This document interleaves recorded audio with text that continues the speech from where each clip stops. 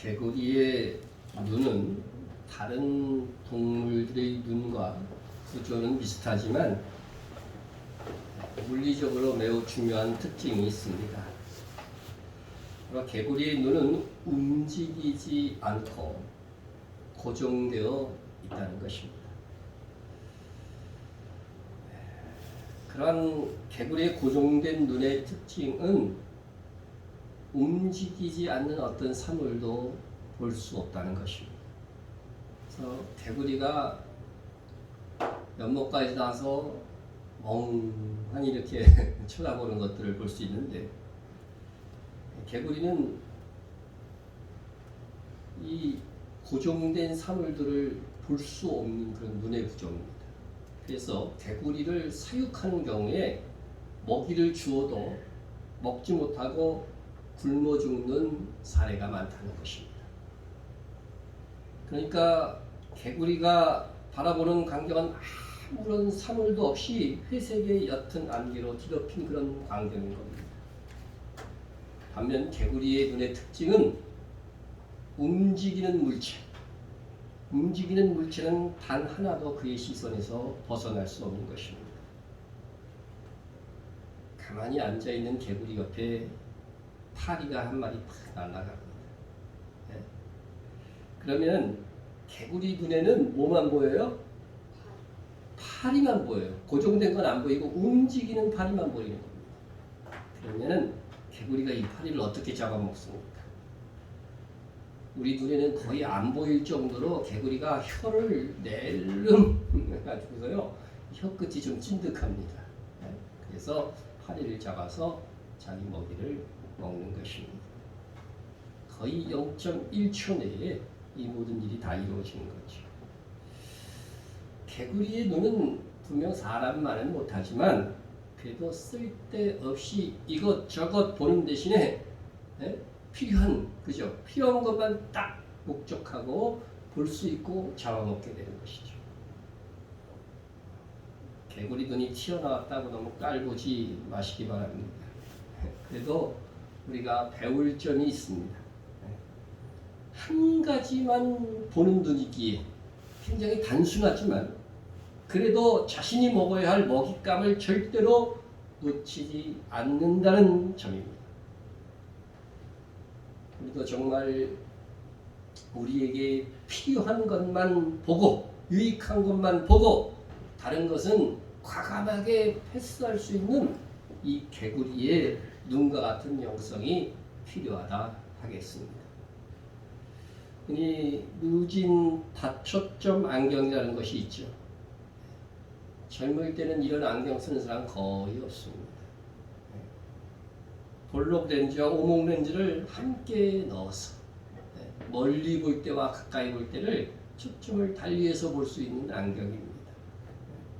이 안경은 나이 든 사람 중에서도 노안이 온 사람들이 이 안경을 씁니다. 다초점이라고 하는 것은요, 사실은 정상이 아니죠. 하나의 초점만 가지고서도 멀리 가까이 다 볼 수 있어야 원래는 정상인 것입니다. 단일 초점이 건강한 눈이고 정상입니다. 이 세상에서도 이것저것 보지 말아야 할 것까지 보는 눈은 나쁜 눈입니다. 눈이 좋은 사람은 한 가지만 봅니다. 영성이 좋은 사람은 예수님만 바라봅니다. 이 세상 것들 보지 말고 예수님만 바라보세요. 예수님. 그것만이 구원의 길이고 그것만이 나의 삶을 온전하게 만드는 길입니다. 그런 관점에서 오늘 본문 말씀이 아주 의미가 있습니다. 요한복음 3장 16절은 어린 시절부터 신앙생활해 오신 분들에게는 좀 추억에 깃든 말씀 찬양이죠. 오늘도 우리가 그 찬양을 불렀습니다.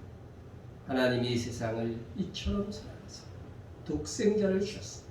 누구든지 예수 믿으면 멸망하지 않고 영생을 얻으리로다. 다음 주에 보면 영생은 곧 구원이라고 하는 것을 알 수 있죠. 하나님께서 우리를 얼마나 사랑하셨느냐? 얼마나? 이처럼. 예? 여기서 이처럼 사랑했다고 하는 것이 무엇입니까? 하나님께서 하나밖에 없는 외아들이신 예수님을 우리 대신, 우리 죄값 대신 죽게 하시기까지 사랑하셨다고 하는 것입니다. 여러분, 이것이 복음 중에 복음입니다. 복음 중에 핵심입니다. 하나님의 나라의 이 정의는 선을 행하는 자에게는 상을, 그렇죠? 죄를 지은 자에게는 반드시 벌을 받아야 됩니다. 이 율법의 오히려 핵심이죠. 복음의 핵심이 아니라 율법의 핵심은 죄를 지은 자는 죽는다는 것이죠. 선을 행한 자, 하나님의 말씀대로 산 자에게는 상을 준다. 그런데 우리는 죄인으로 태어났고 또 살면서 죄를 짓지 않는 사람은 없기에 우리는 다 지옥불에 떨어질 수밖에 없는 존재였습니다. 그런데 하나님께서 독생자, 당신의 외아들을 이 땅에 인간으로 보내시사 우리 대신 십자가에 달려 죽게 하사 우리 대신 사망이라고 하는 죄값을 감당하게 하셨습니다. 우리는 하나님과 그 아들 예수 그리스도께서 우리를 위하여 하신 이 일을 믿는 순간 예수 그리스도의 대속의 공로로 사망에 머물지 않고 부활하여 영과 혼과 몸이 주의 나라에서 영생할 수 있는 자격을 획득하게 되는 것입니다. 그것을 구원이라고 합니다. 그렇게 예수님은 우리의 죄를 용서하시고자 우리를 위하여 십자가에 달리셨습니다.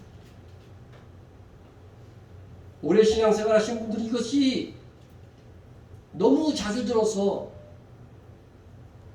감동으로 오지 않는다면 여러분 다시 우리의 마음을 갈아들여야 됩니다. 이것은 우리가 생전에 뿐만 아니라 영원토록 이 사실을 기억하고 하나님 앞에 감사하는 마음을 새롭게 해야 됩니다. 이는 오래전부터 구약 선지자들도 예언해왔던 일입니다. 이사야 선지자는 메시아, 곧 그리스도, 예수님께서 어떻게 이 땅에 오셔서 하실 일들에 대하여 예언을 하였는데 여호와께서 그에게 상함을 받게 하시기를 원하사 질고를 당하게 하셨은즉 했습니다. 여러분, 여기서 하나님께서는 당신의 아들, 여기 그에게라고 했는데 이 그는 누구냐 하면은 그는 바로 예수님이죠. 그죠? 예수님. 그에게 상함을 받게 하시기를 원하사 질고를 당하게 하셨다고 했습니다. 그런데 여기서 여호와께서 그에게 상함을 받게 하시기를 원하사 이렇게 했는데 이 원한다는 말, 이 원한다는 말을 성경에 하벳즈라고 하는 히브리어 단어인데 그 단어를 보면 본래의 뜻을 더 정확하게 알 수 있습니다. 원어 사전에서 찾아보면 기뻐하다, 즐거워하다, 원하다, 바라다, 기꺼이 하다 이런 의미입니다. 그러니까 하나님께서는 독자 예수님이 채찍에 맞는 것을 기뻐하셨다. 그렇게 갈망하셨다. 그런 의미가 되는 겁니다.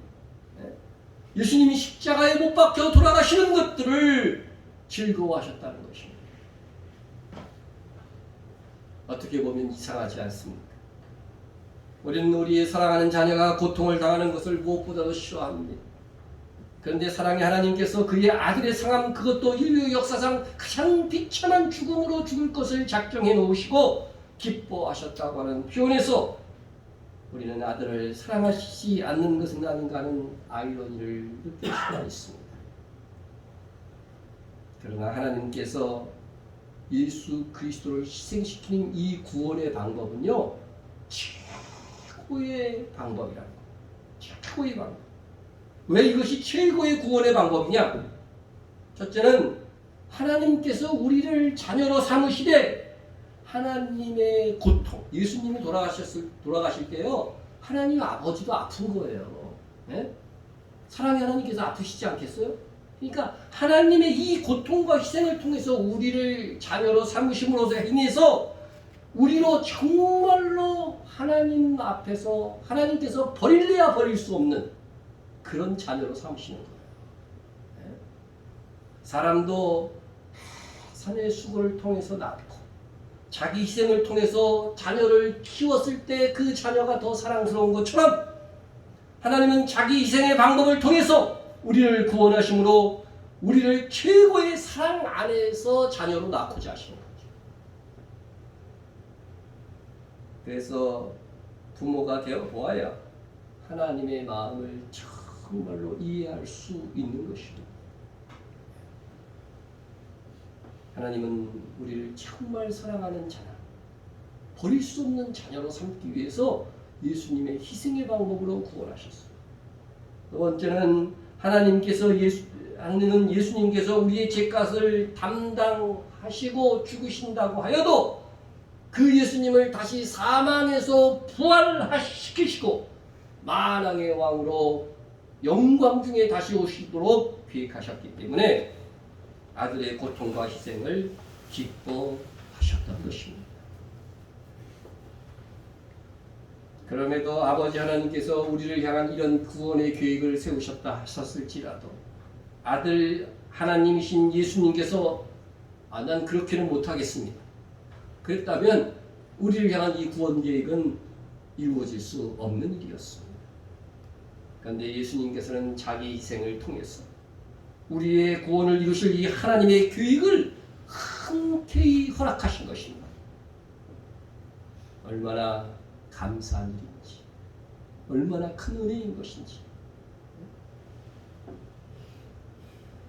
오늘 본문에서 예수님께서 하나님의 최고의 구원 방법인 이 영원한 생명을 얻을 수 있는 길을 가르치시기 위하여서 그 모형이 되는 구약시대의 한 사건을 말씀하십니다. 모세가 광야에서 뱀을 든 것 같이 인자도 들려야 하리니.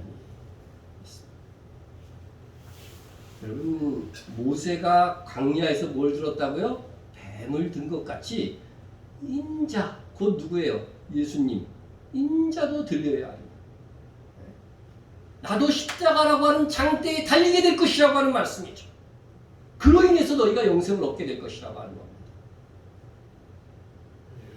민수기 21장을 보면 이스라엘 백성들은 하나님의 은혜로 출애굽합니다.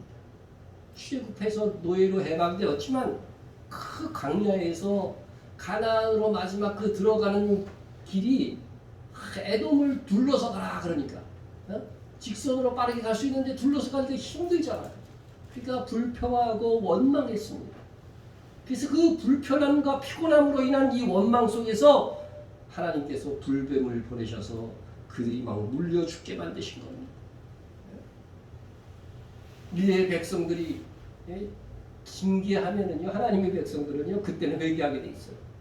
그러니까 그때 잘못을 깨닫고 막 회개합니다. 하나님께서 그래서 그들의 불뱀에 물린 그들을 구원할 방법으로 제시하는 것이 뭐냐면요, 바로 이것입니다. 여호와께서 모세에게 이르시되 불뱀을 만들어 장대 위에 매달아라. 불뱀을 만들라고 했으니까 이제 노수로 만드는 겁니다. 물린 자마다 그것을 보면 살리라. 모세가 노뱀을 만들어 장대 위에 다니 뱀에게 물린 자가 노뱀을 쳐다본즉 모두 살더라.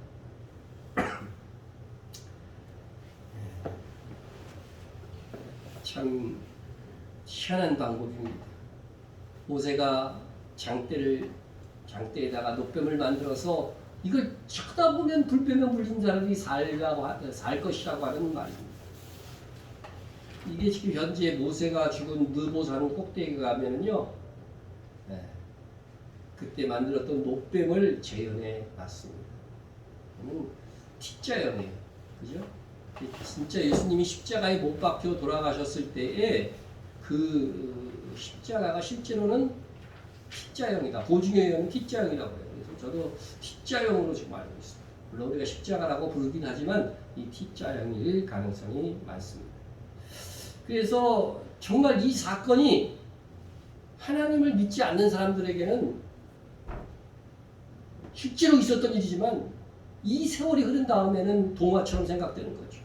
꾸며낸 얘기 같은 거죠. 어떻게 그 노뱀을 쳐다봤다고 막 독에 물린 그 자들이 살아날 수 있느냐 이거죠. 네? 불뱀에 물렸으면요, 독을 제거하는 길만이 사는 길인데 어떻게 장대에 들린 노뱀을 쳐다보아야 산다는 말인가? 근데 노뱀을 바라보기만 해도 살 것이다. 네? 그것은 하나님의 말씀이었습니다. 이는 우리가 영원히 죽느냐 사느냐의 문제가 의학과 상식과 과학에 달린 것이 아니라 하나님의 말씀을 믿는 믿음에 달린 것임을 보여주는 사건인 것입니다. 놀랍게도 의학이나 과학으로 보면 말도 안 되는 이 하나님의 말씀에 순종하여 장대에 달린 노뱀을 바라본 자들은 생명을 거쳤습니다. 그런데 과학 운문하며 인간적인 생각으로 노뱀을 바라보는 너무나도 쉬운 일을 거부한 자들은 그대로 죽었습니다.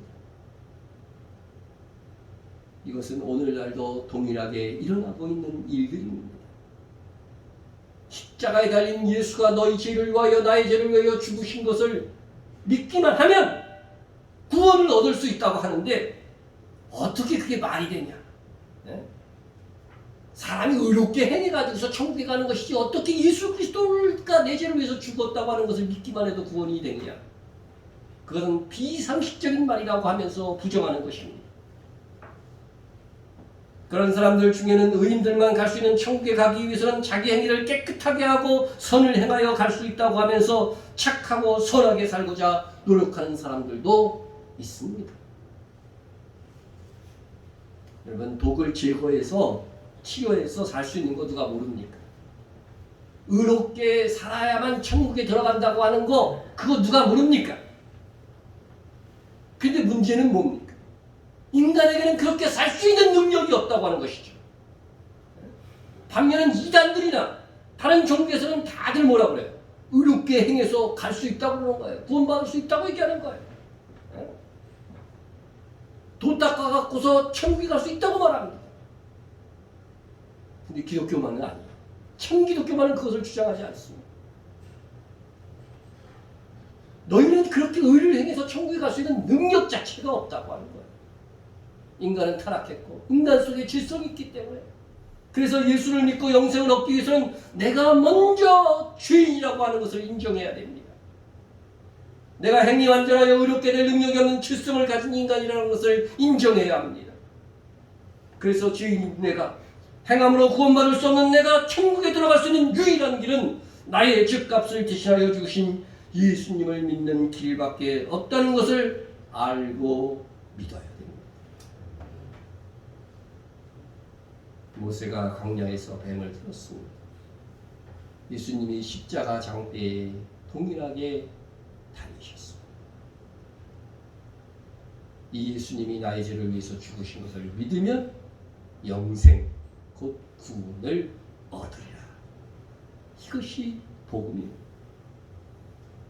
지금으로부터 약 2000년 전에 저 골고다 언덕에 십자가라는 장대에 달린 예수님이 계셨습니다. 하나님께서 말씀하시기를 이 십자가 장대에 달린 예수를 바라보라. 이 예수가 너희가 죽어야 할 것을 대신 죽은 것이다. 너희가 담당해야 된 죄값을 대신 담당한 것이다. 그것을 믿으면 너희가 영생을 얻으리라. 이것이 바로 영생을 얻게 하는 복음입니다. 우리가 받아야 할 말씀도 우리가 전파해야 될 메시지도 이것입니다. 제가 수집해 나왔던 2006년도 자료에 보니까 아프가니스탄에서 국제 사회 이목을 끌었던 재판이 있었습니다. 재판의 대상은 41살의 압둘 라흐만이라고 하는 사람이었습니다. 그는 1990년대에 파키스탄에서 외국 부호기관에서 활동하다가 이슬람에서 기독교로 개종했습니다.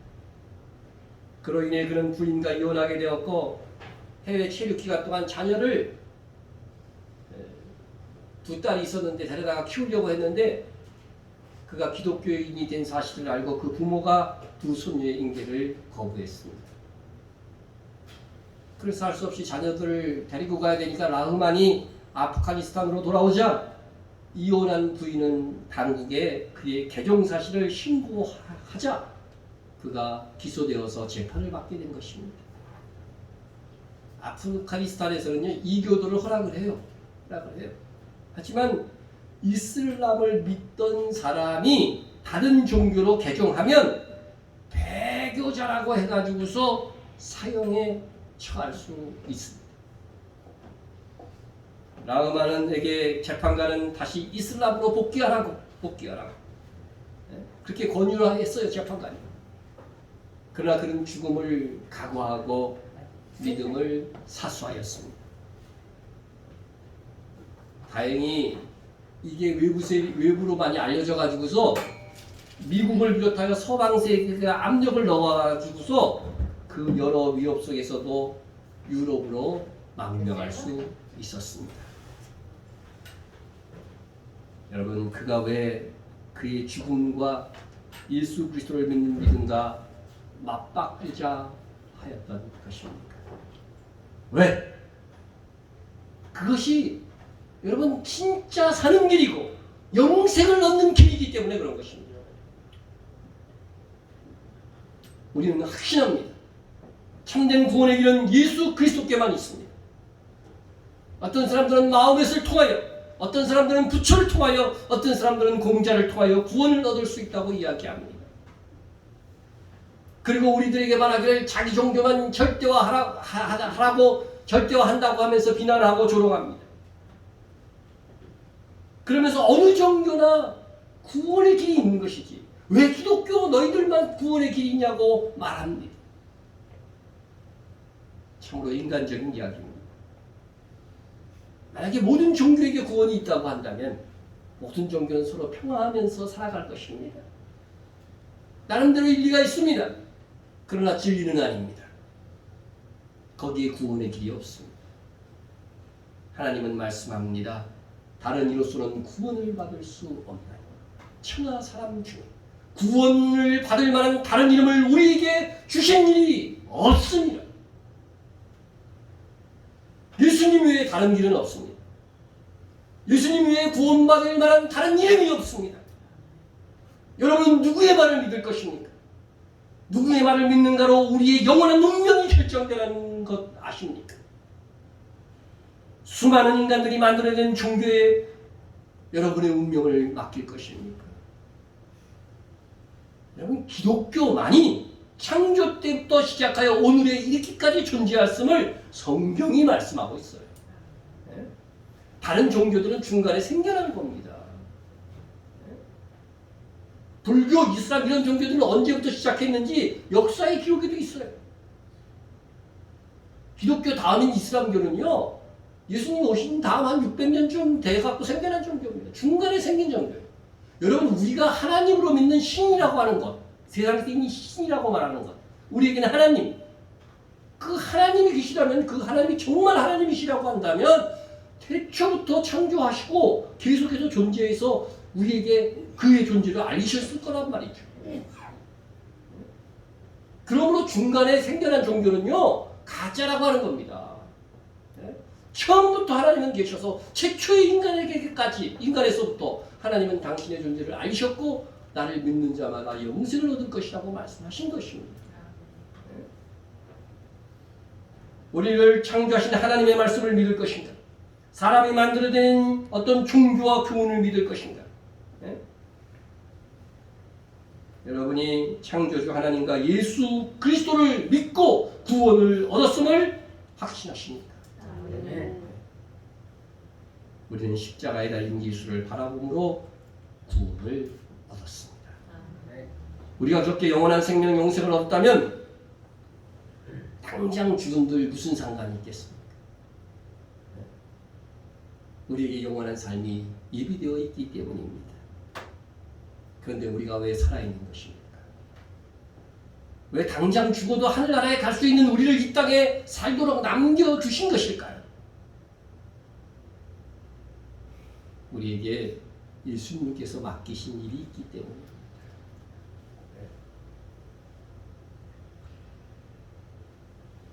우리는 누군가로부터 복음을 듣고 구원을 얻었듯이 우리도 다른 사람에게 복음을 전해야 하기 때문인 것입니다. 이 사실을 모르면요, 내가 사는 이유를 모르는 것입니다. 내가 사는 이유. 이제 우리에게 남아있는 과제는 무엇입니까? 우리가 깨달은 이 복음을 전파하는 것입니다. 사람들에게 십자가에 달린 예수님께서 하신 일을 선포하는 것입니다. 그리고 그 아들 예수를 하나님의 아들이었다고 말해주는 것입니다. 하나님의 아들이란요, 엄밀히 얘기하면 하나님이십니다. 우리가 하나님이심에도 인간이 되어 우리 죄를 위하여 죽으신 그 사랑을 믿고 전해야 됩니다. 왜냐하면 이 방법 외에 다른 구원의 방법이 없기 때문에 그렇습니다. 우리가 복음을 전하면요, 사람들이 대체로 두 가지 반응을 보입니다. 웃기고 있네. 그게 말이 됩니다. 2000년에 죽은 예수가 나를 위해서 죽었다고? 그것이 상식적으로 이해할 수 있는 것이네. 이런 반응이죠. 그렇게 많은 사람들은 복음을 듣고도 죽음의 길을 가고 있습니다. 마치 모세가 광야에서 뱀을 들었을 때에 이것을 보면 살리라고 말했는데도 불구하고 그게 말이 되는 말이냐, 상식적으로. 그러면서 그것을 부인했던 사람과 동일하게 이 세상은 지금 흘러가고 있습니다.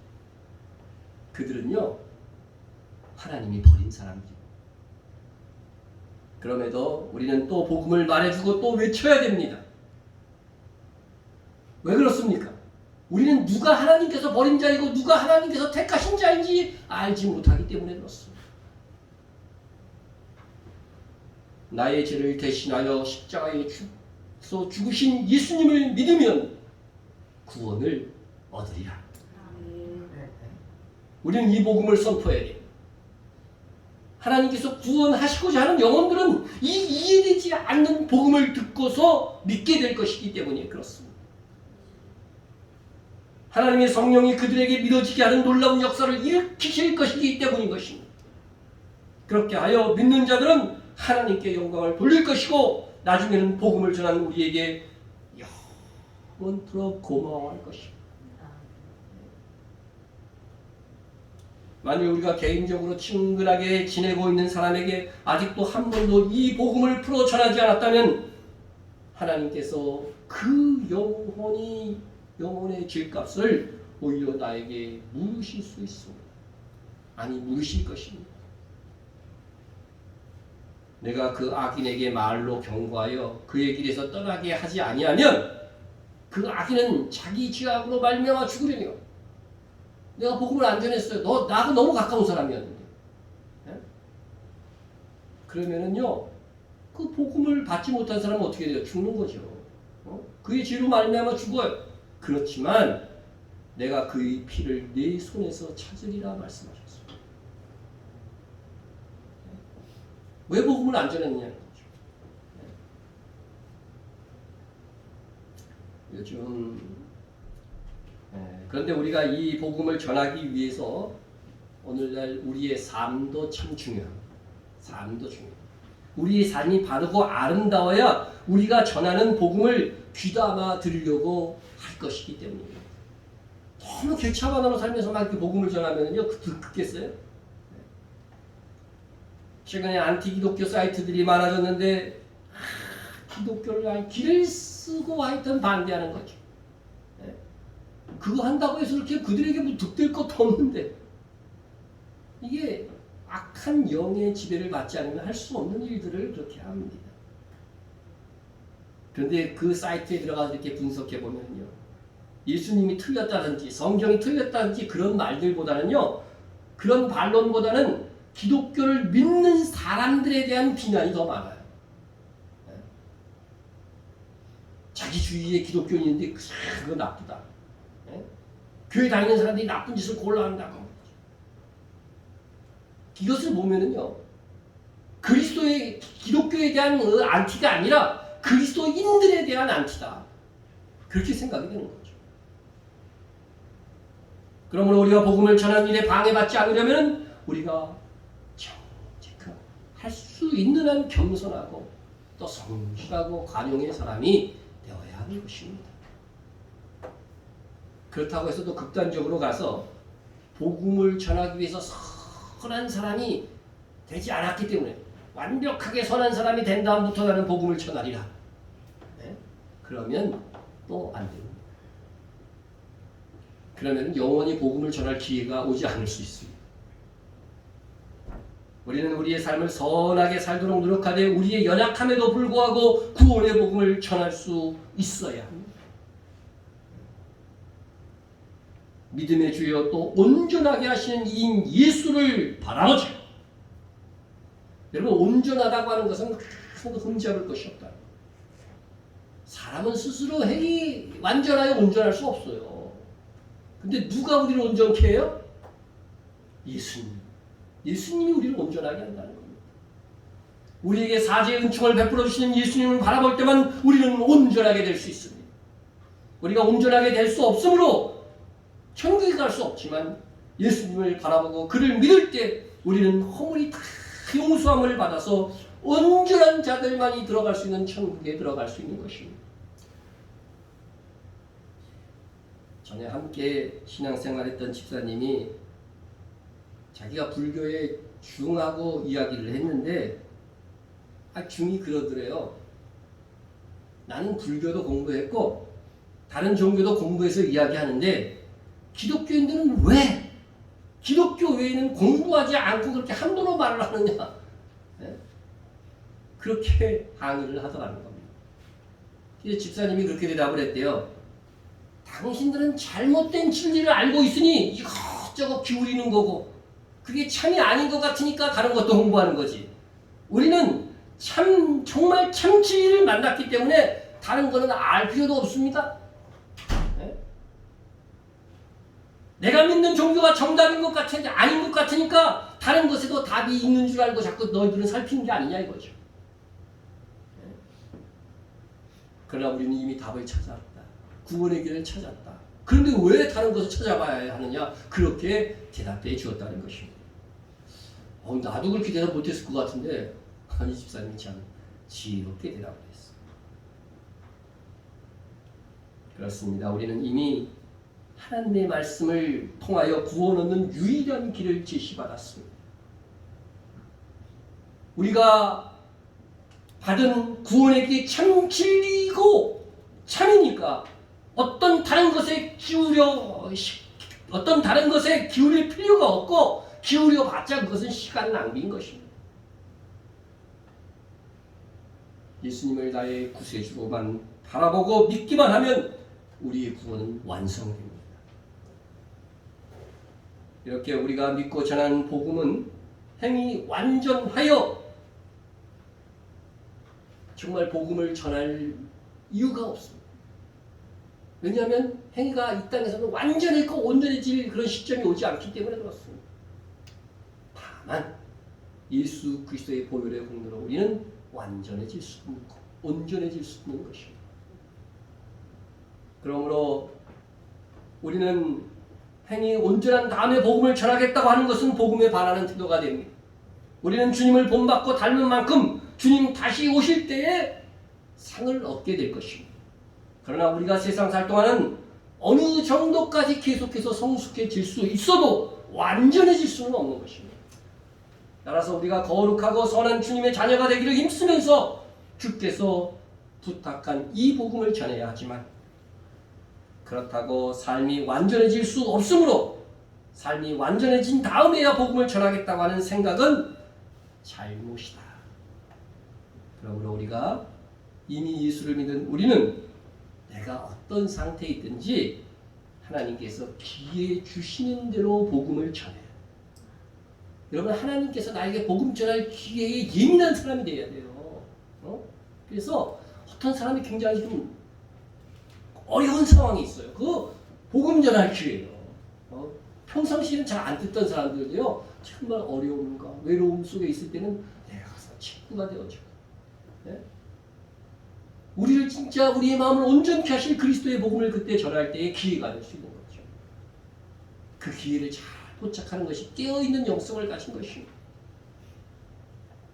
그리고 우리 교회의 두 번째로는 선교하는 일에 기도하고 지원함으로 우리는 복음을 전할 수가 있습니다. 우리가 부활하여 천국에 들어갈 때는 우리는 말씀 그대로 다 흠도 없고 점도 없는 거룩한 존재가 될 것입니다. 여러분 다 착해질 겁니다. 주님 오신 다음에는요, 부활체가 된 다음에 다 거룩해질 것입니다. 다 성숙한 사람이 될 것입니다. 믿습니까? 네. 그러나 그때가 오기 전에 우리가 죄 많은 세상을 사는 동안 얼마나 거룩해졌습니까? 무엇을 하며 살았는가에 따라서 우리의 상이 결정될 것입니다. 말씀을 정리하며 다시 말씀드립니다. 첫째는 온유하고 겸손하신 예수님을 닮아가는 삶을 추구해야 됩니다. 주신 말씀대로 살고자 해야 됩니다. 둘째는 주어진 기회에 복음을 전하는 일에 우리가 이 모양 저 모양으로 참여해야 합니다. 그것이 이미 그리스도인이 된 나에게 중요한 인생의 목적이 되어야 합니다. 우리 통성으로 기도하겠습니다. 예수님의 십자가의 공로로 영생을 얻었음을 확신하면서 감사와 찬양을 드리시기 바랍니다. 예수님만 바라보며 예수님을 닮아가는 삶, 그리고 예수님의 말씀을 따라가는 삶, 예수님을 따라가는 삶은 우리가 귀에 있는 대로 복음을 전하는 길이 될 줄로 믿습니다. 또한 이스라엘 회복과 열방의 선교사역 이 교회가 지원하는 교회들을 위해서 기도해 주시고요. 북한 및 박해 속에 있는 성도들을 위하여 나라를 위하여서 코로나와 정치, 경제, 안보를 위해서 기도해 주시고요. 우리 교회와 목회자, 성도한 충고를 위해서 기도합니다. 통성으로 기도합니다. 주량의 하나님 아버지 감사와 찬양을 드립니다. 오늘도 귀한 복음의 메시지를 들었습니다. 예수님만이 구원의 길, 예수님만이 영생의 길임을 말씀하여 주시고 가르쳐 주심을 감사합니다. 아버지 하나님의 제 십자가의 공로로 영생을 얻었음을 확신합니다. 감사합니다. 찬양드립니다. 주 예수의 은혜와 하나님 아버지의 넓다란 사랑이 없었다면 우리가 어찌 아버지 하나님 이 세상에서 아버지 하나님 평안과 안식을 누리는 삶을 살 수 있었겠습니까? 감사합니다. 이제 그 은혜를 주신 예수님만 바라보고 그 예수님께 주신 말씀을 따르며 사는 그 삶이 되시고 주께서 역사하시고 주시옵소서. 아버지 하나님 이 아버지 이스라엘을 통해서 기도합니다. 그 땅의 복음이 그 땅에 우리가 지원한 교회들이 아버지 하나님이 이 어려운 상황들 속에서도 보이기를 더욱더 힘쓰고 아버지 하나님의 정말 주 안에서 깨어있는 성도로 채워주시고 이 속에서도 복음이 전달되는 수 있게 하여 주시옵소서. 열방의 아버지 하나님의 이미 많은 이 선교 지역들 러시아 아버지 하나님의 교회가 그리고 아버지 저 판단이 이르기까지 우리의 열방의 사역들 케냐의 사역들 국내 선거까지 주께서 주장하시고 인도하여 주옵소서. 아버지 하나님 저는 북한 이 같은 농포들이 있습니다. 그 속에 많은 국토들의 박해 속에도 있습니다. 아버지 북한 및 세계에 고통받는 많은 성도들이 있는데 주여 불쌍히 여겨주시고 긍휼히 여겨주시옵소서. 강하고 담대한 심령으로 믿음을 견고히 지켜나갈 수 있는 자들이 되게 하여 주시고 아버지의 나라의 민족을 주님께서 기억하여 주시옵소서. 아버지 하나님 주께서 하신 민족이 되어주시고 이 마지막 시대에 힘이 우뚝서는 민족 되어주셔서 복음을 전하는 국가로서의 아버지 경제력과 복음을 전하는 국가로서의 명성이 드러날 수 있게 도와주시고 그러나 속에서도 이 나라를 지켜주시고 정치, 경제, 안보 주께서 보호해주시고 위정자들에게 지혜와 총명을 주시옵소서. 우리가 그 와중에 신앙생활할 수 있도록 도와주시옵소서. 아버지 하나님 아버지 교회 함께해 주시고 마지막 시대에 깨어있는 아름다운 교회 되게 도와주시고 우리 아버지 하나님의 이 모임 속에 주의 사랑과 은혜로 채워주시옵소서. 깨어있는 주님을 기도하시고 성도들을 사랑하고 성도를 위해서 기도하게 하여 주시옵소서. 우리 성도간 서로서로 중보하고 아직도 약한 중에 있는 성도들 이들이 강하여지고 경고해줄 수 있도록 역사하여 주시옵소서.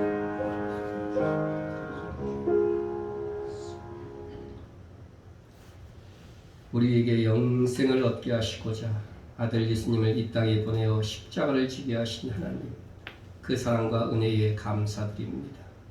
이제 우리가 이 사실을 믿음으로 하나님의 자녀가 되었사오니 하나님과 주 예수님을 닮아가는 자녀 되기를 원합니다. 그리하여 하나님을 닮은 만큼, 주 예수님을 사랑한 만큼 그날에 주시옵는 의의 멸관, 생명의 멸관을 받아 누릴 수 있는 우리가 되게 하옵소서. 주신 하루하루를 낭비함 없이 성실하고 진실하게 예수님만 바라보고 충성되게 살 수 있는 열정을 내려 주시옵소서. 다시 오실 예수님의 이름으로 기도드립니다.